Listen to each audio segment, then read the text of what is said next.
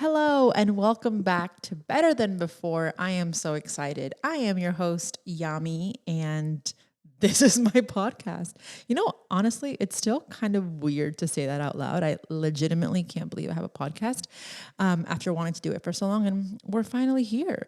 So, today is a solo episode. I don't know if I mentioned this in the other podcasts, but I want to make it a point to have these solo episodes kind of as if you were talking to a girlfriend, your best friend, or honestly, maybe even an acquaintance, because you can get so much wisdom from an acquaintance, right? So, I also, when starting this podcast, I didn't want it to be all business. I feel like when we start something for fun, we we start it, we do it, and then it becomes like a shift where it's now business. And while I am grateful that some of my hobbies, aka fitness, turned into a business and is now my career, there are sometimes things that I just want to kind of keep chill. And this podcast right now is one of them.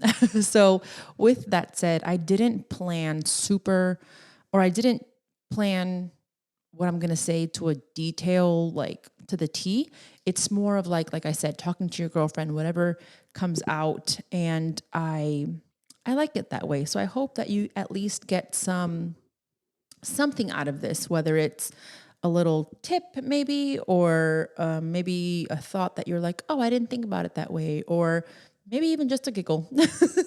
I hope that this podcast serves you and encourages you, honestly, in any way. So with all that said, I asked on Instagram yesterday what you guys wanted me to talk about in this little episode, and I got so many amazing responses. And I've kind of separated them into three categories. A lot of the questions were about motherhood and my fitness journey and owning a business and insecurities, and so we're going to talk about three topics, three categories. Like I said, my business, Lavavi, specifically. If you don't know what Lavavi is, it's my activewear and swimmer brand. And then they wanted another one was, like I said, insecurities, what it's like being a working mom with your job and balancing my fitness journey. And the last is only one question was asked like in this specific way, but I just loved it so much. And it was something that I was struggling with. So I do want to touch on that. So we'll start with that. And that is fear in losing yourself when you become a mom. And oh my gosh, girl, I was so scared of losing myself, losing my relationship with Taz, and just not being who I was anymore. And obviously, everybody has different experiences, but I'm thankful to say that I feel like I'm finding myself more. And it's funny because I look back at all the tears that I cried when I was pregnant because I was just so anxious for the future and, the fear of not knowing what was going to happen. And if I can go back and tell that sweet girl, like, don't worry about it. Like, God's got you. He would not give you this beautiful miracle if he didn't think you could handle it. And I know that's kind of a cliche, but it's my truth. Like, I'm living that. And so going back to what I said about I'm finding myself more. I've never done more in my life than what I have done since giving birth to Luna. And saying that, I have never felt more aligned, more, I don't want to say successful, but I've never been more proud of myself because this year, along with, the word of the year that I chose, which was execute, I'm proud of myself for committing to doing what I said I'm going to do. And while I'm nowhere near like to the finish line, I find that my choices are much more clear. I I say no to things that I don't want to do. And I say yes to the things that I really want to do or that I really feel like I should be doing at the moment. And and I say that because she's kind of become my guiding light. And honestly, a lot of the decisions I make are for her, not essentially like for her, but they are more so like, she's the number one thing in my life. And if it's gonna help me do, have more opportunity with her, is it gonna benefit her in some way? Like, I just don't want to keep wasting time on things that don't necessarily matter. And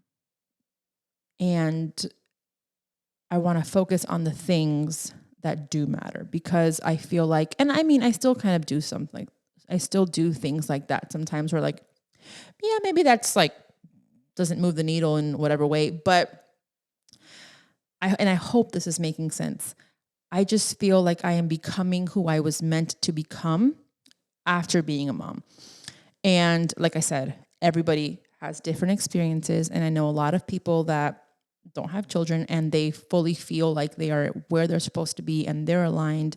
And that's just something I have dealt with my entire life. And so, like I said, I just feel like having her, like I said, she's my guiding light. And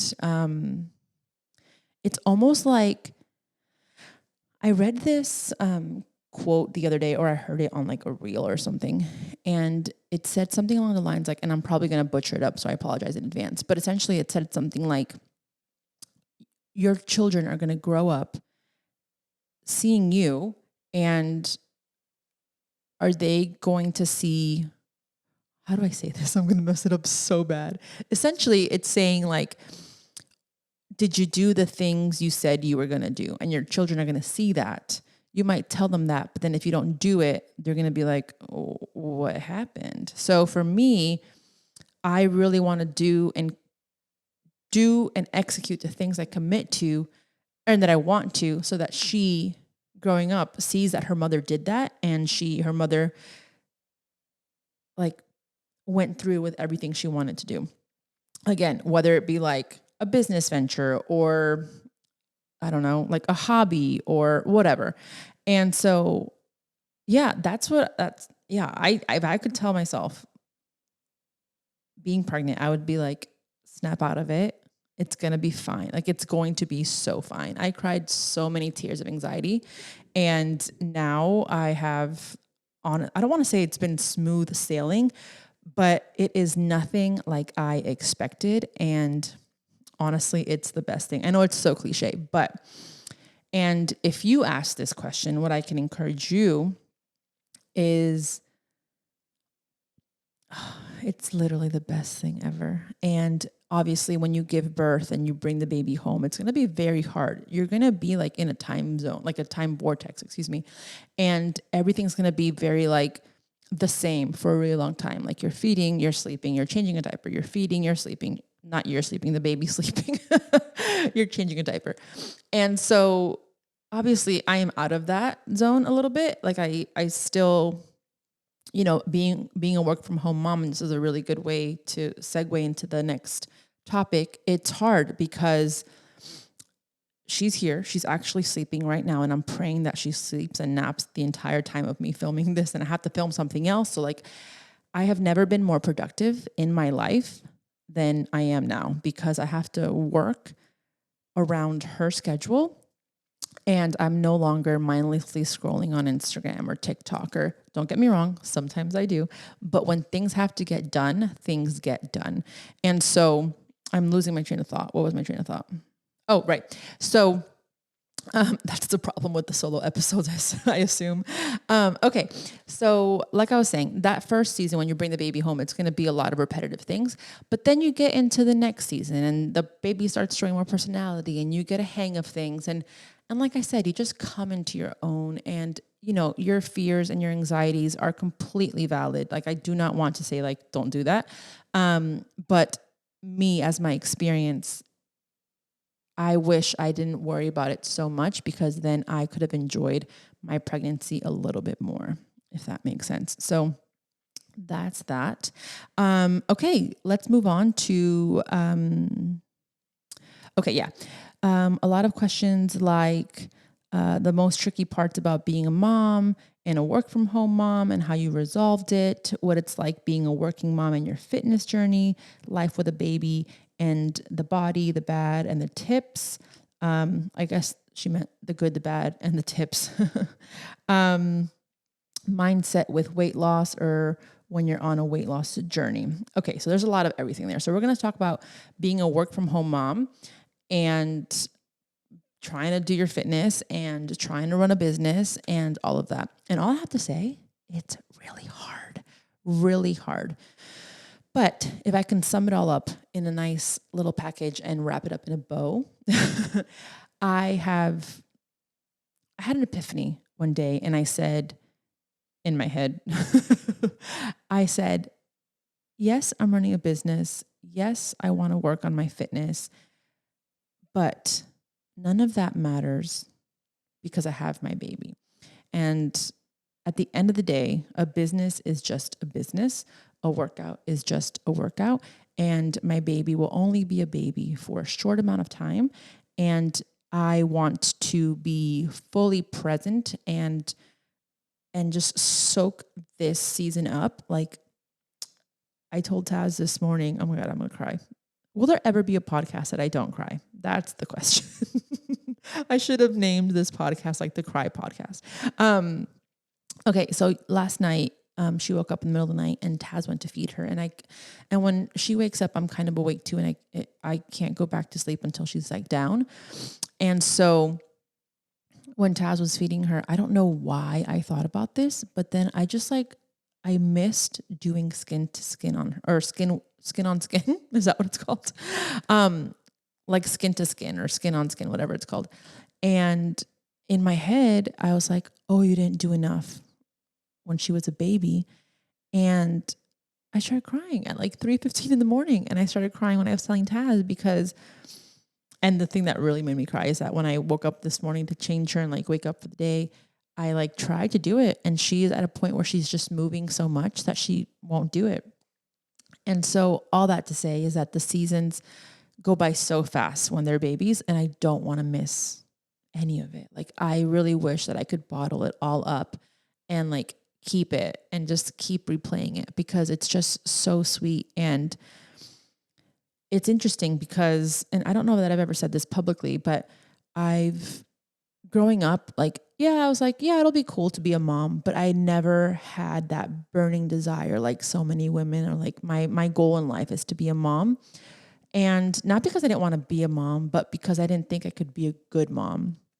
And I didn't know that I could provide and give everything that I wanted to give. And just being in this season, oh my goodness, knowing what I know now, oh my God, I'm going to cry. Knowing what I know now, I would say that my number one dream is to be a mom. And I am so glad and so blessed that we were able to have children. And I am standing with those that are fighting, fertility issues, and just praying for a baby, and know that, after our miscarriage, it was very hard because a lot of our friends got pregnant, and, when you're on the other side, things get hard. And so, I don't know, I'm going off on a tangent again, and I'm sorry, but like I said, it's just, I want to soak up all the stages of her babyhood. Is that even a word?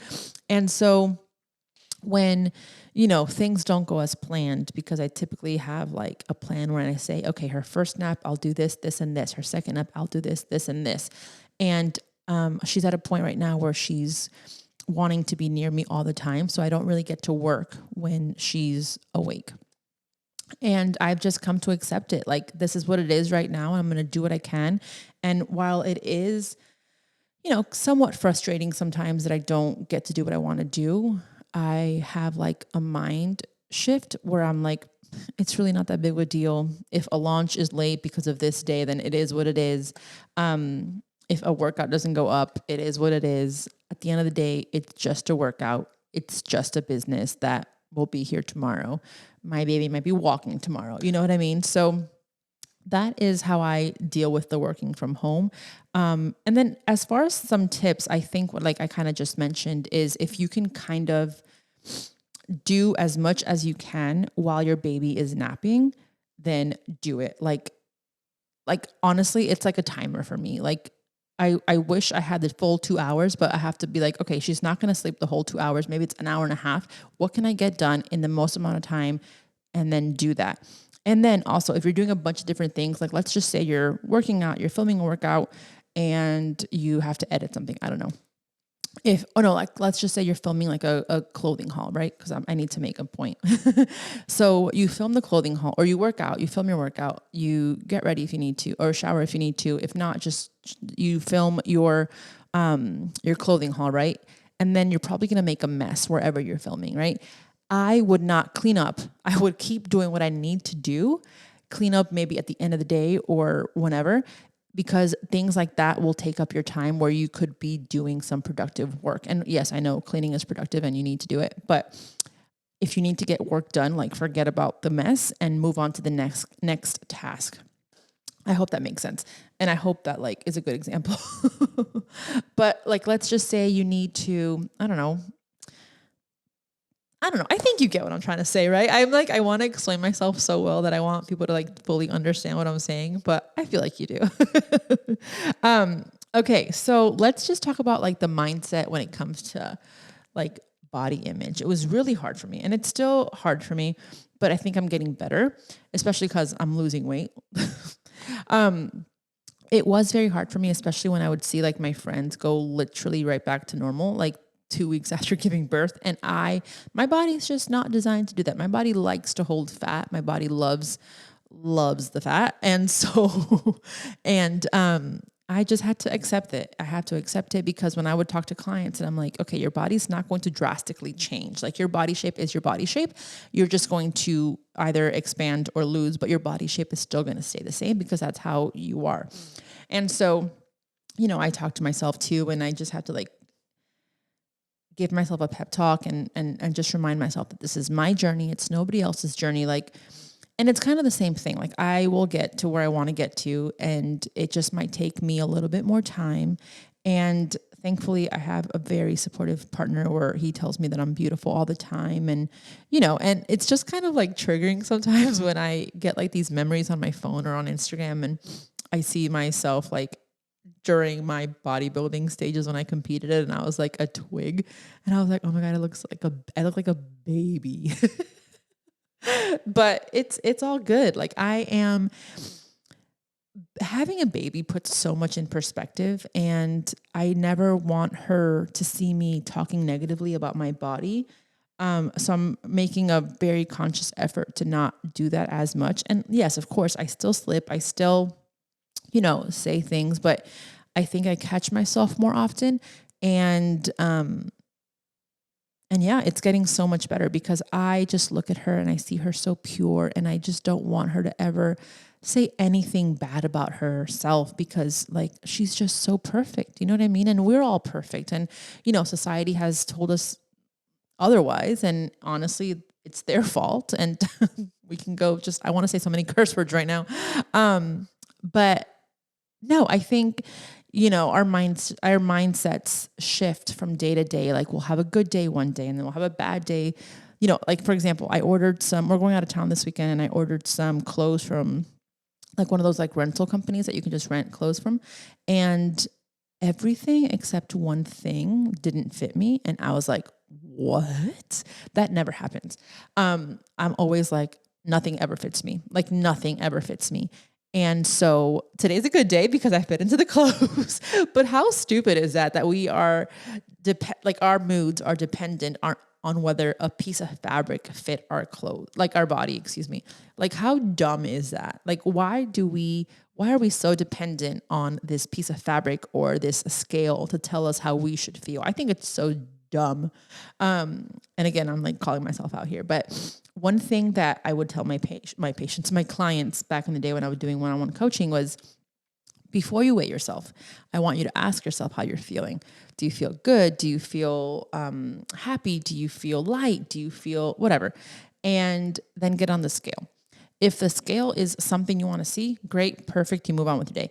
If the scale says something that you don't want to see or is like kind of triggering, be like, okay, well, that's just a number. I still feel good. And that number should not dictate how you feel. So anyway, I hope that helps because like I said, I'm going off on so many different tangents and I don't know if these solo episodes are good like this. So you let me know. I want to hear your feedback. Okay, speaking of feedback, I got this chair and in my head, I wanted it to be like an oversized, comfy look. And I feel like it's not. I feel like I look like a giant in here. So I need you to tell me if you like it or not, please, because I might return it. Okay, let's chat a little bit about my activewear brand and swimwear brand and just what it's like to have one. So somebody asked, would love to know more about how you started your clothing business. Would love tips on how to grow a small business successfully like you have. That's so sweet. And then more about your professional journey and how you stay motivated. Okay, so I think now that I'm saying this out loud, I think I'll make a separate episode on my small business, how I started, where it is right now, and go deep into that. And for now, I think I'm just going to touch on how I stay motivated with my small business, and I'll probably dive deeper on this with that separate episode. But I'll just touch on it really fast. I never thought I'd have a clothing business. Like I didn't go to fashion design school. I didn't do any of that. And I stay motivated because I am still not seeing what I want to see in the fashion industry and the activewear market and the swim market. Like, I feel like a lot of people market their brands a certain way, but it's not really what the brand is about, if that makes sense. And I just see something so special in Lavavi. That's the name of my brand. And it's almost like I know that I have something there, but it's just taking me a longer time than other people to, let's just say blow up. Right. I have been fortunate enough that my community supports me and they're the ones that are buying, but I don't know that I have a clientele of people that do not know who I am. And for me, I think that is the goal. Essentially, I would love somebody to be wearing Lavavi and buy Lavavi and, keep going back to it and not know who I am. Because right now the brand is solely dependent on me. And the goal in that is that it's not. I want somebody to be like talking to their best friend, like, oh, I love this brand. You should try it. And again, not know who I am. I don't know if that's making any sense, but that's what I want. And so I'm not there yet. And also what keeps me motivated, and this might be really weird, but it's, when I see other people succeeding and their brands taking off and, doing amazing things, my thought is like, why can't I do that? And, my resources are a little bit more limited. A lot of these, brands are much more privileged than I am. They have more contacts. They come from a wealthier family, so they have more money. And this is not like an excuse. This is just like the reality of the fact. And, while sometimes that discourages me, I'm discouraged for a little bit. And then I'm like, wait a minute, why can't I do it? Like, who's to say that I cannot build something from nothing? And I think that is an even more, not a more beautiful success story, but I think when you really don't really come from anything and you don't have the privilege and you don't have the contacts and you don't have the networks, I think that if you are able to build something, that's just so beautiful. And I'm motivated by that. And then also I want to provide a life for Luna that I didn't have the opportunity to have. And that's not like a dig at my parents or anything, because like I said in my last podcast, they did their very best. And I think it's our job as the next generation to learn and do better for the next generation, which is Luna.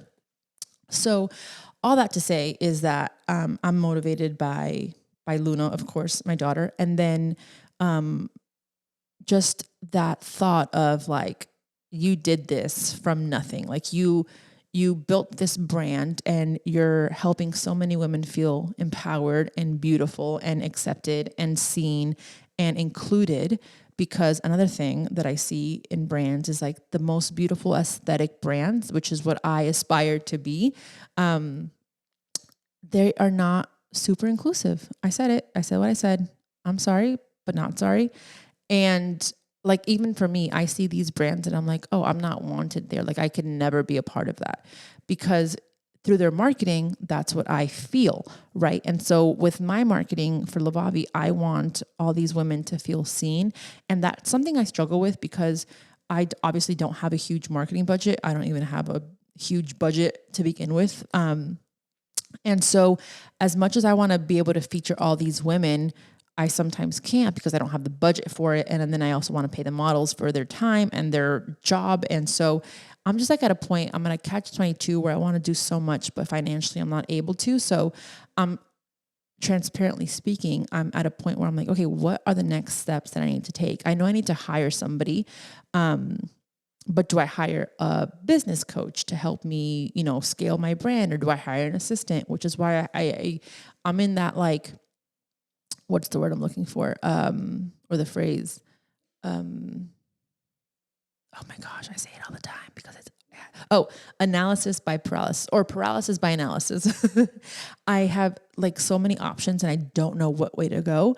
So I just don't do anything. And so I think I just need to find someone to talk to and yeah, I don't know. I hope I answered your question. Like I said, I go off on tangents. Let's just call this the tangent. That's the name of this episode, the tangents. But anyway, yes. So that's how I stay motivated. And like I said, I will do a deep dive on how I started the business, and where we're at now and all that stuff. So if you have any specific questions on that, let me know. But, I think I'm going to wrap it up for now. How long is this? This has been 27 minutes. So hopefully we can get it to like a quick 25-minute one, but I hope you enjoyed this podcast. If you haven't already, make sure to subscribe wherever you listen to your podcast, and please leave a review and rate it because it does help me.